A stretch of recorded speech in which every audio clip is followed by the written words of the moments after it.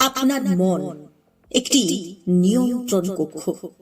হয় আপনি এর চালক, না হয় এর হাতে চালিত হওয়া একজন ক্রীতদাস।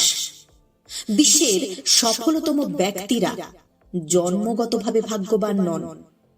তারা তাদের মস্তিষ্ককে এমনভাবে প্রশিক্ষণ দিয়েছেন যে এটি ইস্পাতের মতো অটল। এই আলোচনাটি আপনাকে, আপনার মনকে একটি অদম্য সুপার পাওয়ারে রূপান্তরিত করার ব্লু প্রিন্ট দেবে। এটি আলস্য, দ্বিধা এবং বিভ্রান্তির শৃঙ্খল ভেঙে বেরিয়ে আসার এক কৌশলগত যাত্রা। বন্ধুরা, বুক বাইট চ্যানেলে আপনাদের সকলকে স্বাগত। আজকের এই দ্রুত গতির পৃথিবীতে সবচেয়ে দামি জিনিস কি জানেন?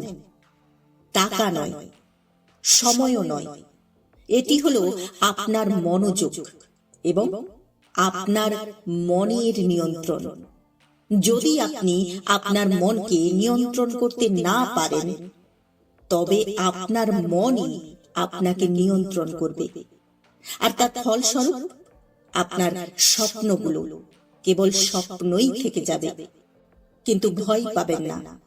আজ আমরা বিশ্বের অন্যতম শক্তিশালী সেলফ হেল্প বই ডিসিপ্লিন ইওর মাইন্ডের গভীরে প্রবেশ করব। আমরা জানব কিভাবে আমাদের মস্তিষ্ককে একটি ইস্পাতের মতো অটল শক্তিতে পরিণত করা যায়। আজকের এই আলোচনা আপনাকে কেবল মোটিভেট করবে না, বরং দেবে ধাপে ধাপে কৌশল। নেতিবাচক চিন্তাকে পরাজিত করার, মনোযোগকে লেজারের মতো তীক্ষ্ণ করার এবং চাপকে শান্তভাবে সামলানোর।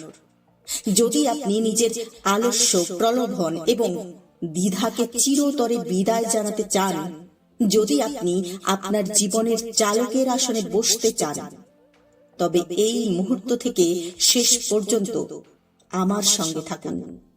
কারণ মনে রাখবেন, শৃঙ্খলা কেবল কিছু কাজ নয়, শৃঙ্খলা হলো স্বাধীনতা।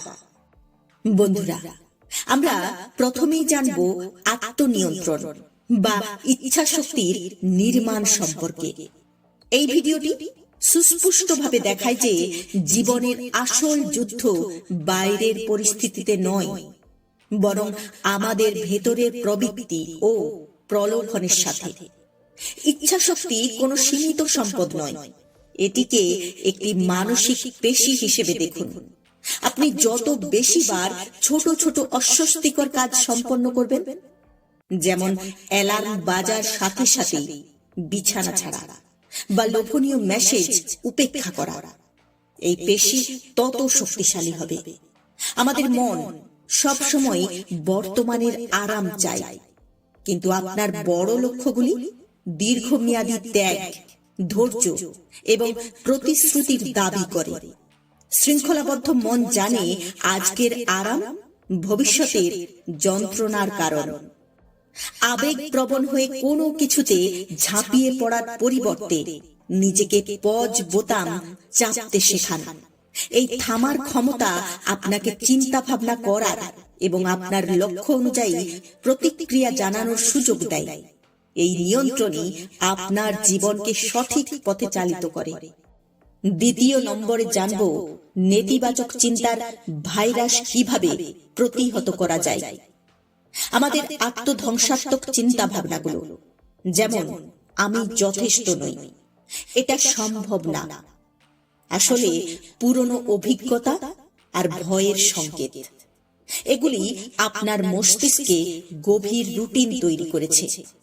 এগুলি পরিবর্তনের প্রথম ধাপ হলো আপনার নেতিবাচক চিন্তাকে শুধু একটি চিন্তা হিসেবে দেখা, আপনার বাস্তবতা হিসেবে নয়। যখনই নেতিবাচকতা আসে, তাকে চ্যালেঞ্জ করুন। এই ধারণাটা কি আমার লক্ষ্যের সহায়ক? এটি কি প্রমাণিত সত্য? আমাদের মস্তিষ্ক পুনরাবৃত্তিতে বিশ্বাস করে। পুরনো নেতিবাচক রুটিনকে ভাঙার জন্য নতুন ইতিবাচক বিশ্বাসকে জোর করে পুনরাবৃত্তি করুন।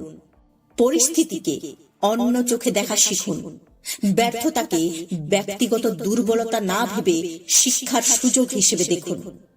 এই দৃষ্টিভঙ্গির পরিবর্তন আপনার মানসিক অবস্থাকে হুমকি মোড থেকে প্রশিক্ষণ মোডে নিয়ে আসে। বন্ধুরা, তৃতীয় নম্বরে জানবো মনোযোগের লড়াইয়ে কিভাবে জয়লাভ করতে হয়। আজকের বিশ্বে মনোযোগ হলো সবচেয়ে মূল্যবান সম্পদ। যে এর নিয়ন্ত্রণ হারায় সে সবকিছু হারায়। আপনার মনোযোগ বাইরের পরিবেশ দ্বারা সবচেয়ে বেশি প্রভাবিত হয়। তাই আপনার কাজের স্থানকে এমন ভাবে সাজান যেখানে মনকে কাজ করার স্পষ্ট সংকেত দেওয়া হয়। ফোন সাইলেন্ট, নোটিফিকেশন বন্ধ। এটি এক প্রকার উদ্দেশ্যমূলক পরিবেশ তৈরি করে।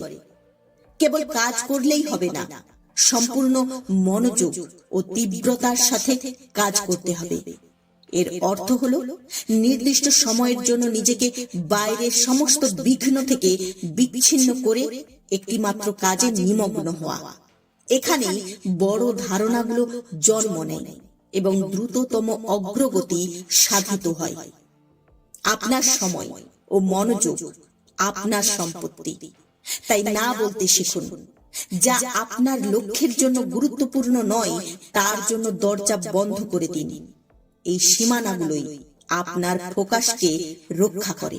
চতুর্থ নম্বরে জানবো অভ্যাসের ছন্দে জীবন গড়া।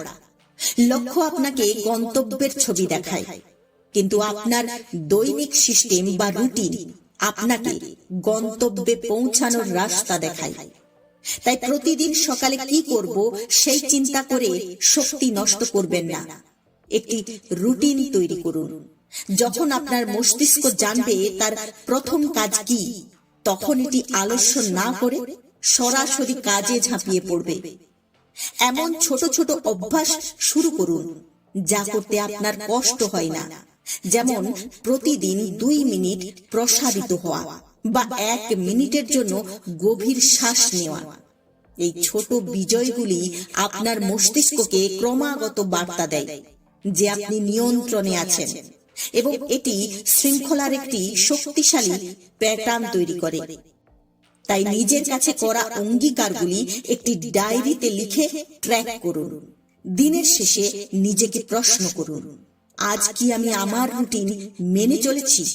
এই জবাবদিহিতা আপনার শৃঙ্খলাকে অটুট রাখে। 5 নম্বরে আমরা জানবো চাপের মুখে মানসিক শান্তি কিভাবে বজায় রাখতে হয়। বন্ধুরা, চাপকে ভয় নয়, এটিকে আপনার সুযোগ হিসেবে দেখা উচিত। চাপের মুখে শান্ত থাকার ক্ষমতা হলো একটি বিরল দক্ষতা। তাই যখনই চাপ অনুভব করবেন, প্রতিক্রিয়া করার আগে গভীর স্থির শ্বাস নিন। এই সহজ কৌশল আপনার স্নায়ুতন্ত্রকে শান্ত করে, হার্টবিট স্থির করে এবং আবেগপ্রবণ সিদ্ধান্ত নেওয়া থেকে আপনাকে বিরত রাখে। চাপকে ঝুঁকি না ভেবে একটি চ্যালেঞ্জ হিসেবে দেখুন, যা আপনাকে শক্তিশালী করবে।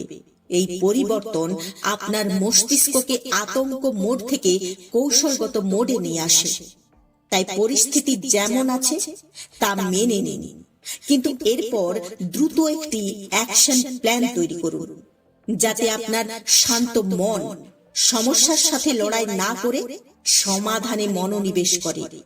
বন্ধুরা, আমরা এখন এই বইটি একেবারে শেষে এসে পৌঁছে গেছি, যেখান থেকে আমরা জানতে পারবো শৃঙ্খলায় সত্যিকারের স্বাধীনতা। বইটিতে লেখক বলেছেন, শৃঙ্খলা কেবল কিছু কাজের তালিকা নয়, এটি একটি পরিচয়। তাই নিজেকে একজন শৃঙ্খলাবদ্ধ ব্যক্তি হিসেবে দেখা শুরু করুন। যখন আপনার মস্তিষ্ক সেই পরিচয়কে প্রমাণ করার জন্য স্বয়ংক্রিয়ভাবে কাজ করবে, তখন আলস্য বা বিভ্রান্তি আপনার কাছে অস্বাভাবিক ও অস্বস্তিকর মনে হবে। শৃঙ্খলাবদ্ধ থাকার ফলস্বরূপ আপনি স্বাধীনতা অর্জন করেন। ফোন, অলসতা, ভয় বা অন্যের প্রত্যাশা দ্বারা চালিত না হয়ে আপনি আপনার নিজের মূল্যবোধ এবং লক্ষ্য দ্বারা চালিত হন। এই স্বাধীনতা আপনাকে জীবনের প্রতিটি ক্ষেত্রে অপ্রতিরোধ্য করে তোলে। এই বইটিতে লেখক একটি চূড়ান্ত বার্তা দিয়েছেন, আপনার মস্তিষ্ককে জয় করা হলো জীবনের সবচেয়ে বড় বিজয়। আজ আপনি যদি এই নীতিগুলি বোঝেন তবে আপনি ইতিমধ্যেই সাফল্যের পথে এক নতুন যাত্রা শুরু করে দিয়েছেন।